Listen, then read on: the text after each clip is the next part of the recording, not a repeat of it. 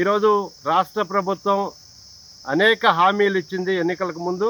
కానీ ఏ ఒక్కటి కూడా పూర్తి స్థాయిలో అమలు చేసినటువంటి పరిస్థితి ప్రస్తుత ప్రభుత్వం లేదు. సంవత్సరం పూర్తయితా ఉంది ఈ నూతన ప్రభుత్వం ఏర్పడి.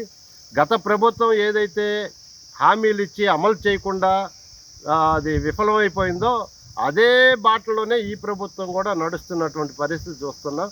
ఇవాళ ఇసుక కొంతమేరకు లభ్యమవుతున్నా, మిగతా అనేక విషయాల్లో సూపర్ 6 పథకాల పేరుతోటి రాష్ట్ర ప్రభుత్వం హామీలు ఇచ్చింది. వాటిల్లో 1-2 మాత్రమే అమలు చేసింది. ఇప్పటికీ ఇంకా మహిళలకి ఉచిత బస్సు కానివ్వండి, రైతులకి ఇస్తానన్నటువంటి రైతు భరోసా కానివ్వండి, అదేవిధంగా చదువుకునేటువంటి పిల్లలకి ఇస్తానన్నటువంటి ఇవన్నీ కూడా అమలు చేయలే. ఇంకా చేస్తాను, తొందరలో చేస్తామని చెప్తా ఉన్నాయి. ఈ కూటమి ప్రభుత్వం కూడా గత పాలనకి భిన్నంగా అయితే లేదు.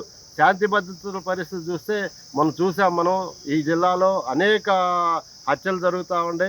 ఒంగోలు నగరంలోనే ఎస్పీ ఆఫీసు కూతవేటు దూరంలోనే ఒక ప్రఖ్యాతిగాంచినటువంటి నాయకుడినే చంపేశారంటే శాంతి భద్రతల పరిస్థితి కూడా ఈ పాలనలో, సంవత్సర కాల పాలనలో విఫలమైందనే మేము భావిస్తూ ఉన్నాం. అదేవిధంగా పేదలకి ఇంటి స్థలాలు ఇస్తామని చెప్పేసి గ్రామీణ ప్రాంతంలో 2 సెంట్లు, పట్టణ ప్రాంతంలో 3 సెంట్లు ఇస్తామని చెప్పి ఎన్నికలకు ముందు ఈ కూటమి ప్రభుత్వం హామీ ఇచ్చింది. అయితే ఇప్పటికి కూడా ఇంకా పేదలకి నివేశన స్థలాలు ఇవ్వలేదు.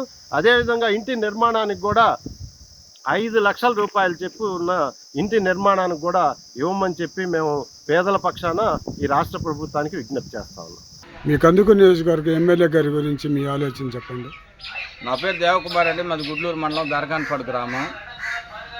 కందుకూరు ఎమ్మెల్యే గారు ఇంటూ నాగేశ్వరరావు గారు యువకుడు, ఉత్సాహవంతుడు, బాగా చేస్తారని మేమందరం కూడా అనుకున్నాం కూడా. కానీ ప్రభుత్వ పరంగా నిధులు రాకుండా, ప్రభుత్వ పథకాలు రాకుండా ఎమ్మెల్యే గారు మాత్రం ఏం చేస్తారు?